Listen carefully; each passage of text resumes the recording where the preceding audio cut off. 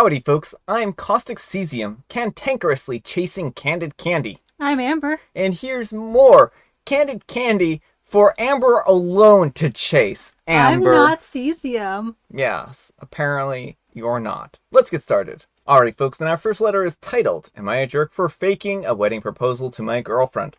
So, I made a throwaway because everyone in our families would recognize me, and I prefer people not to see what I engage with on my usual account.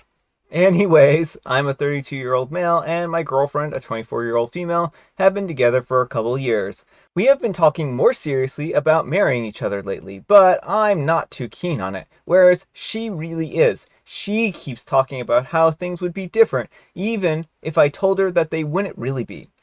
We are a goofy couple, and I'm quite laid back, so whenever the topic of marriage came up, even when we started dating, I would usually say stuff like, yeah, I probably end up proposing to you with a gummy ring.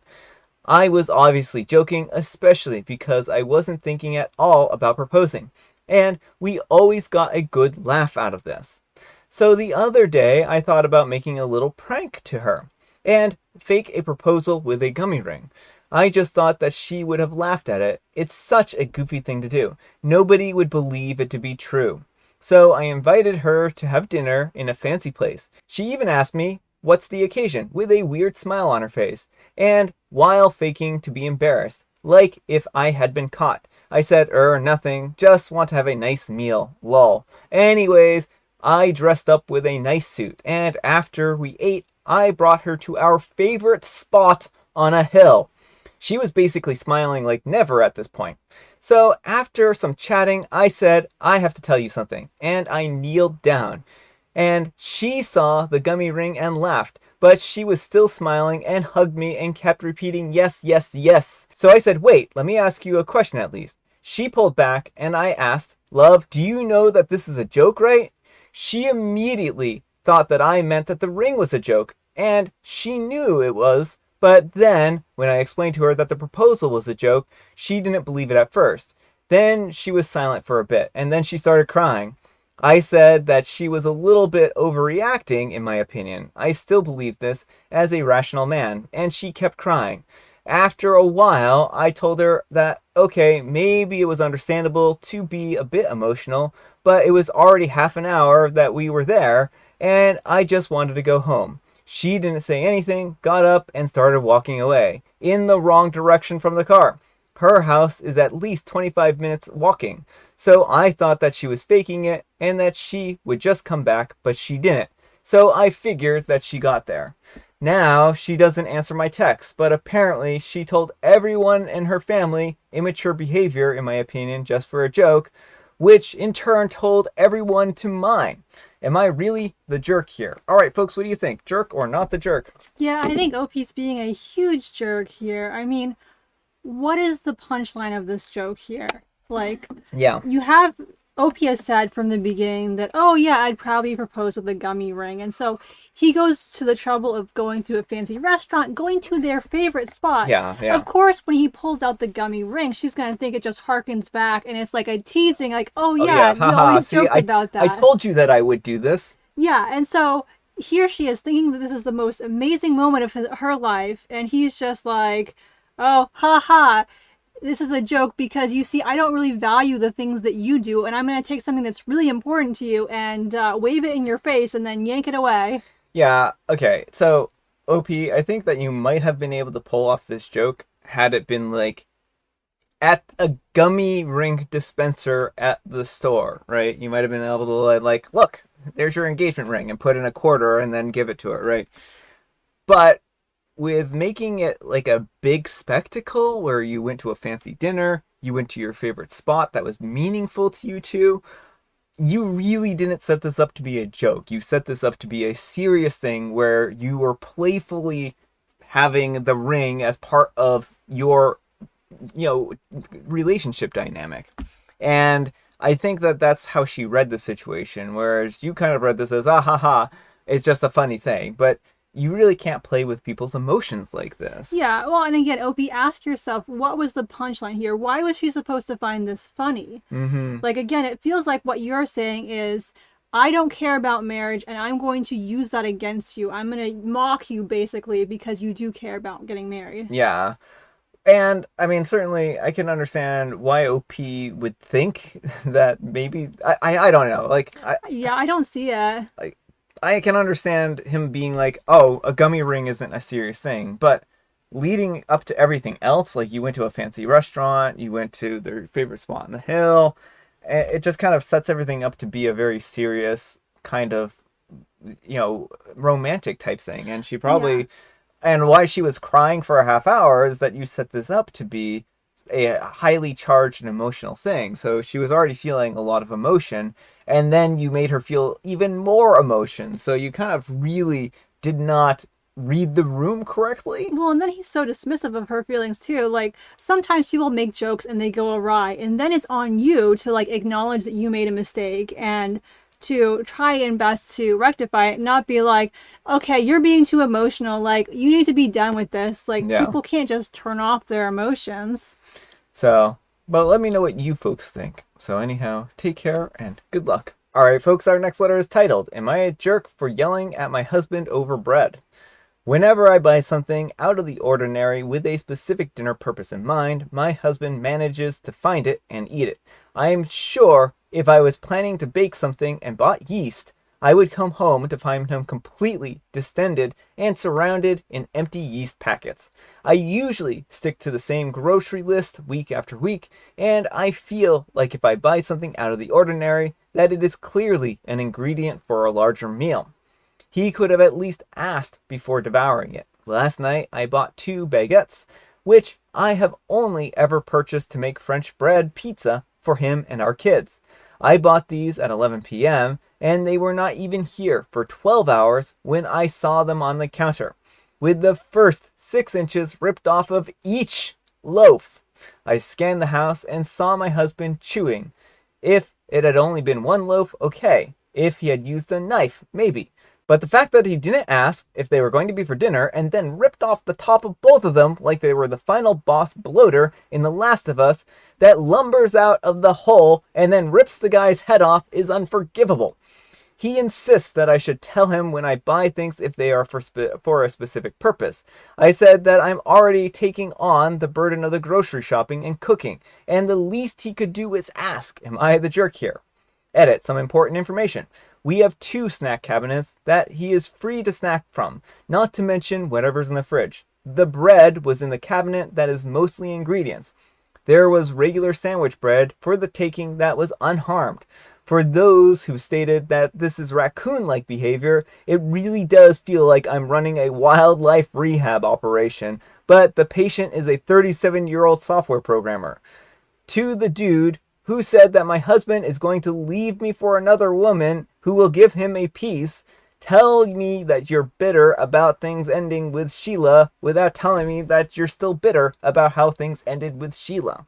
All right, folks, what do you think of this one? Jerk or not the jerk? I don't think Opie's being a jerk here, and I think the fact that he ripped into both loaves of bread, not just one, shows that it's more than just carelessness. Yeah. Like, he could have asked, even if he was just being careless, it's still like a good idea if you're not sure if something's for dinner to just check.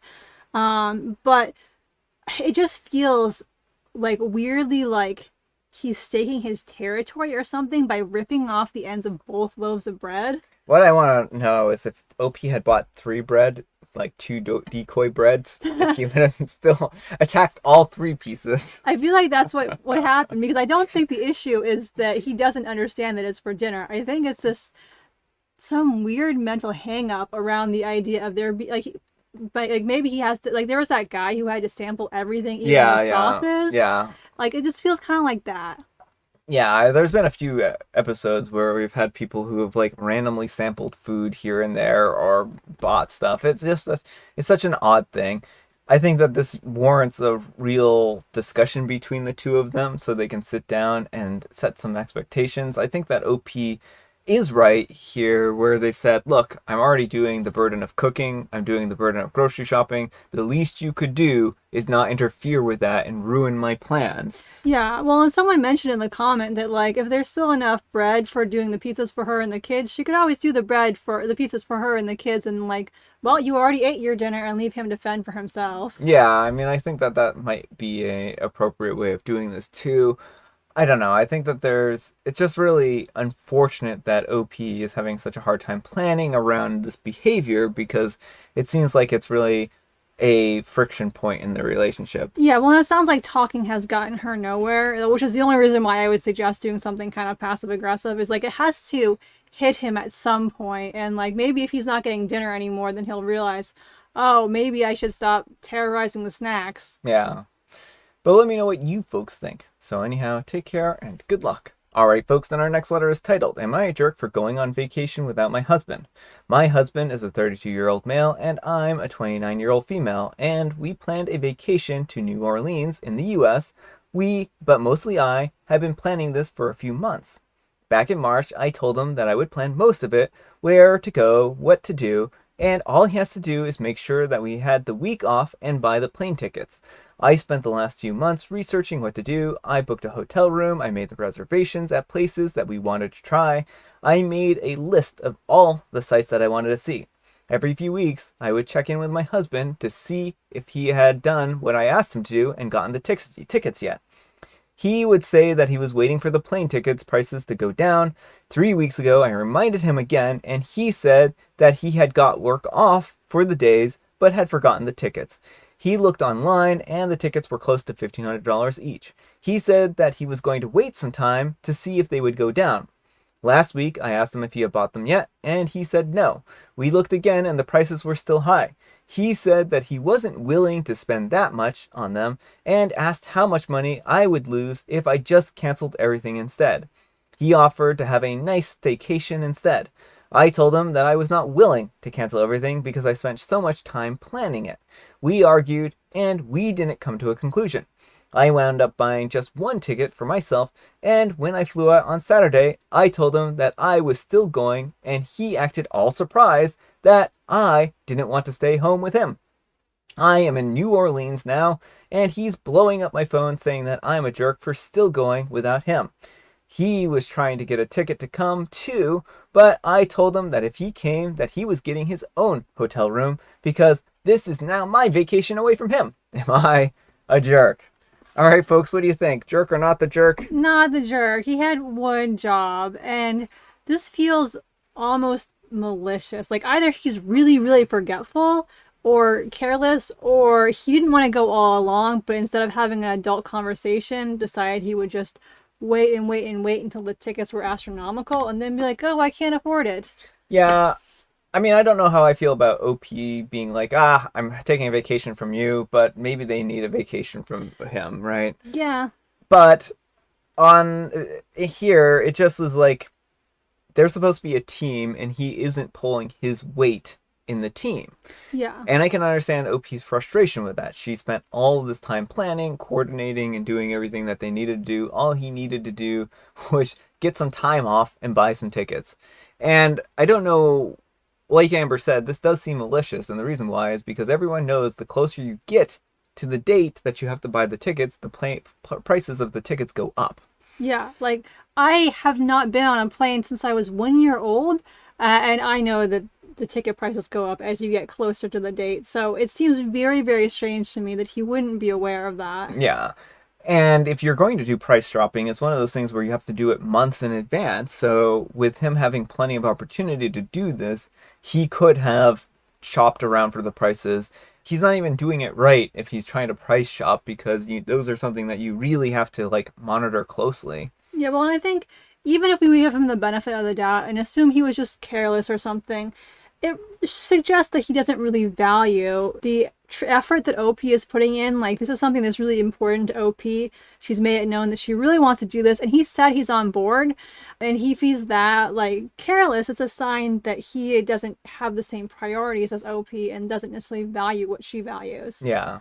So I agree with Amber here. I think maybe she was a little rude to him. I'm more than happy to give her a pass because I can understand why she's so frustrated. I mean, he wanted her to lose money. It sounds like they have separate finances probably. And he was like, "Oh, well, you can just eat the cost because I don't want to pay for a ticket now." Yeah. It's a really bad deal on her end, the way that he wanted to orchestrate this. So, but let me know what you folks think. So anyhow, take care and good luck. All right, folks, it is tea time. Grab your beverages of choice. I've got some tea right here, and Amber, she has a joke that she looks very pleased about. First monster, why did you eat those tightrope walkers? Second monster, I like a well-balanced diet. Well, you know what? I'm not going to give them a pass on this one because I don't think that the tightrope walkers were actually on the rope when the monster ate them. Unless the monster has a very big mouth. It might. It might. Let me know what you folks think. Does this monster just like jaws them? Or was I think this so. It's Jaws. The monster is Jaws all along. And I have Earl Grey.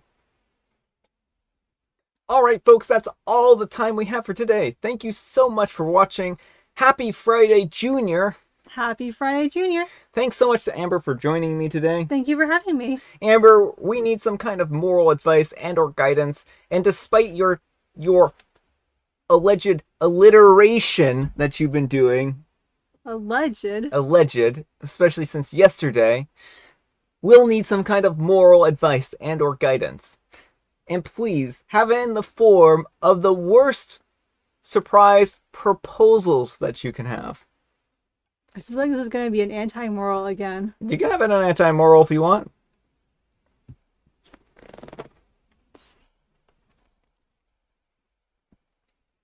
Brian, will you marry me with this joke book? No, it's Jovial Bobstein. I guess we ended up going the other way around. Not with Jovial Bobstein, no. I'm sorry, I have limits. I have boundaries. Alright, Brian, will you marry me with this demonic sun curse? Yes, definitely over the Jovial Bobstein any day. Like, this thing looks horrifying, but I at least can accept this. I've forgotten what my punchline was supposed to be. Gummy, so I guess the evil sun currents.